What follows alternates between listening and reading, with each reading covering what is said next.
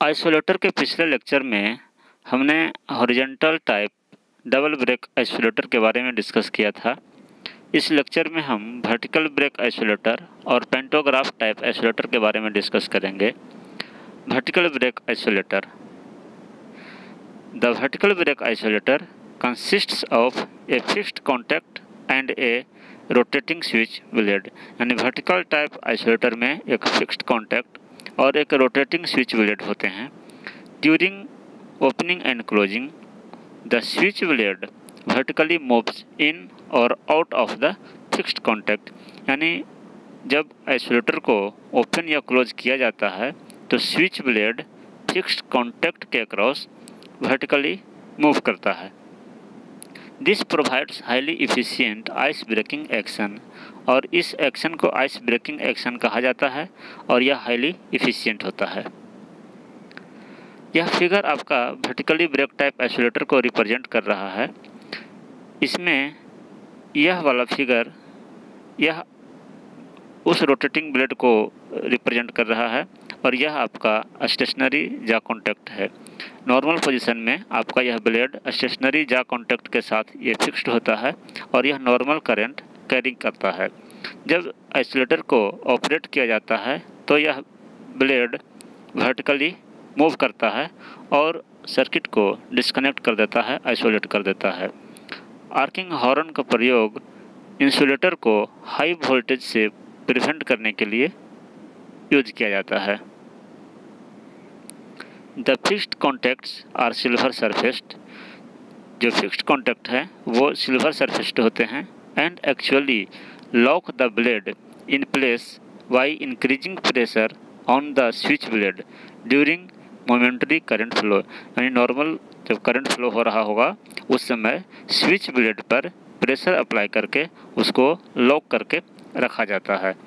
Constant pressure is maintained by insulated stainless steel backup spring.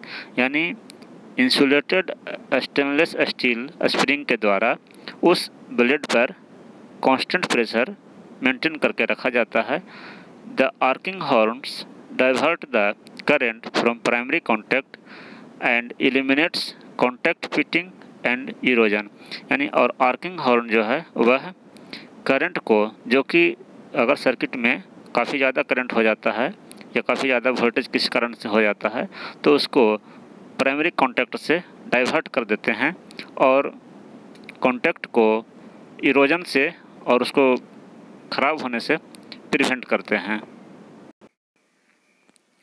Pantograph isolator. The pantograph isolators are single break and vertical type disconnector mounted on a post insulator. यानी pantograph isolator single break isolator होते हैं और यह vertical type होते हैं और यह post insulator पर माउंटेड होता है, operated through an operating rod insulator, और एक ऑपरेटिंग रड इंसुलेटर के द्वारा इसको ऑपरेट किया जाता है। यह फिगर आपको पेंटोग्राफ आइसोलेटर को रिप्रेजेंट कर रहा है। जो आपका ओवरहेड बस बार है वो यहाँ पे कनेक्टेड होता है। ये आपका ये दोनों कंडक्टिंग पेंटोग्राफ बार है जो कि फ्लेक्सिबल होते हैं। नॉर्मल पोजीशन में यह आपका पेंटोग्राफ जैसे अभी दिख रहा है वो वर्टिकली रेज्ड होता है। यहाँ पे आपका मान लिया जाए कि ओवरहेड बस बार है तो नॉर्मल पोजीशन में यह पेंटोग्राफ आइसोलेटर ये रेज्ड होता है और इसके ओवरहेड बस बार के कॉन्टैक्ट में होता है। जब आइसोलेटर को ऑपरेट किया जाता है, सर्किट को डिस्कनेक्ट करने के लिए, आइसोलेट करने के लिए जब ऑपरेट किया जाता है उस समय आइसोलेटर का ये जो कॉन्टैक्ट है ये मूव होकर के इस पोजीशन पर आ जाते हैं और ये आपका जो आइसोलेटर है जो अभी रेज्ड पोजीशन में है ये डाउन हो जाता है और आपका सर्किट ब्रेक हो जाता है। आपका जो ओवरहेड बस बार है वो आइसोलेट हो जाता है और यह आपका जो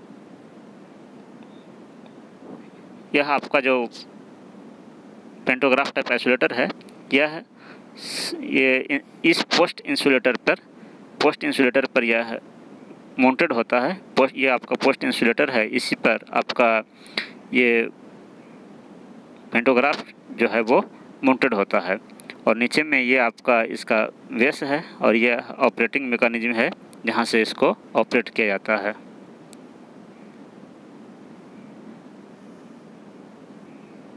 In closed position, the upper two arms of the pantograph close on the overhead bus bar, giving a grip। यानी क्लोज्ड पोजीशन में, जब आइसोलेटर क्लोज्ड पोजीशन में होता है यानी कि बस बार के कांटेक्ट में होता है, तो अपर टू आर्म, जो ऊपर के जो दो आर्म हैं पेंटोग्राफ के, वो क्लोज्ड होते हैं ऑन द ओवरहेड बस बार। ओवरहेड बस बार के वो कांटेक्ट में रहता है, गिविंग ए ग्रिप, एक ग्रिप बनाकर, एक पकड़ बना के बस बार के कांटेक्ट में रहता है। The conducting pantograph bars carry the current from the upper बस बार टू द लोअर बस बार। और द कंडक्टिंग पेंटोग्राफ, जो पेंटोग्राफ का वार है, पेंटोग्राफ बार जो है वह करंट को कैरी करता है, अपर बस बार से लोअर बस बार तक करंट को कैरी करता है। While opening the rotary insulator is rotated about its axis. जब आइसोलेटर को ओपन करना है, सर्किट को डिस्कनेक्ट करना है, तो रोटरी इंसुलेटर को रोटेट किया जाता है अबाउट इट्स एक्सिस। फिगर में जो रोटरी दिखाया गया है, तो रोटरी इंसुलेटर को उसके एक्सिस के क्रॉस रोटेट किया जाता है जब हमें आइसोलेटर को ऑपरेट करना होता है, ओपन करना होता है। The pantograph arms collapse in vertical plane and vertical isolation is achieved. यानी कि और फिर उस केस में जब उसको ओपन करने के लिए रोटरी स्विच को, रोटरी इंसुलेटर को रोटेट किया जाता है, तो पेंटोग्राफ का आर्म जो है वो कोलैप्स हो जाता है, एक दूसरे से के ऊपर आ जाते हैं in vertical plane and vertical isolation is achieved. और आइसोलेशन जो है वो अचीव किया जाता है between the line terminal and the pantograph upper terminal. Pantograph का जो अपर टर्मिनल है और लोअर टर्मिनल जो है, इन दोनों के बीच में गैप बन जाता है, कॉन्टैक्ट आपका ख़त्म हो जाता है। By rotating the rotary insulator column the linkage of the pantograph are brought nearer while closing it again. जब आइसोलेटर को फिर से क्लोज करते हैं, तो रोटरी कॉलम को रोटेट करके और फिर उसको जो आइसोलेटर का, जो पेंटोग्राफ का जो आर्म है, उसको बस बार के नज़दीक लाया जाता है। The pantograph isolator cover less floor area. ये पेंटोग्राफ टाइप आइसोलेटर जो हैं वो अदर आइसोलेटर की तुलना में ये बहुत ही कम स्पेस लेते हैं। Each pole can be located at a suitable point and the three poles need not to be in one line. यानी कि each pole can be located at a suitable point, किसी भी सुटेबल पॉइंट पे प्रत्येक पोल को locate किया जा सकता है, और तीनों पोल को एक लाइन में होना जरूरी नहीं है। Can be located in A line at A desired angle, यानी किसी भी एंगल पे, बस एक्सिस के साथ किसी भी एंगल पे पोल को लोकेट किया जा सकता है। आइसोलेटर को, पेंटोग्राफ टाइप आइसोलेटर को किसी भी एंगल पे लोकेट किया जा सकता है। This type of isolators are used at ultra high voltage sub station. इस प्रकार के आइसोलेटर का प्रयोग अल्ट्रा हाई सब स्टेशन में किया जाता है। अब हम लोग एप्लीकेशंस ऑफ आइसोलेटर का और क्या क्या एप्लीकेशंस है उसके बारे में डिस्कस करते हैं। Various applications of isolator are, पहला, isolating the equipment from the buses for maintenance purpose. यानी कि इक्विपमेंट को मेंटेनेंस पर्पस से आइसोलेट करने के लिए आइसोलेटर का प्रयोग किया जाता है। दूसरा एप्लीकेशन है सेक्शनाइजिंग द बसेस को कई सेक्शंस में डिवाइड करने के लिए आइसोलेटर का प्रयोग किया जाता है।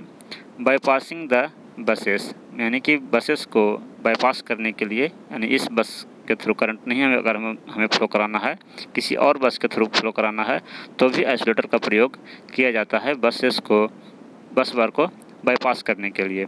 और चौथा है ट्रांसफरिंग द लोड। आइसोलेटर का प्रयोग लोड को ट्रांसफ़र करने के लिए भी किया जाता है। अगर हम आइसोलेटर को ऑपरेट कर देंगे तो पहले लोड अगर किसी और कंडक्टर में था, किसी और सेक्शन में था, तो वो हमारा अदर सेक्शन में लोड ट्रांसफ़र हो जाता है। तो इस लेक्चर में हमने वर्टिकल टाइप आइसोलेटर और पेंटोग्राफ टाइप आइसोलेटर के बारे में डिस्कस किया। यहीं पे आपका आइसोलेटर टॉपिक समाप्त होता है। नेक्स्ट लेक्चर में हम लोग अदर टॉपिक डिस्कस करेंगे। Thank you.